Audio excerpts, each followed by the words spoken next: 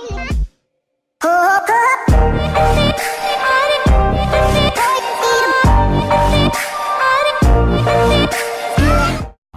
at the Ross, I'm not sure it's a good find or what. This is Under Armour with the GORE-TEX. As you can see, the GORE-TEX right here, Under Armour, and it's also collaborated with the Michelin wild gripper. So I'm not sure if this is for the snow or what's going on.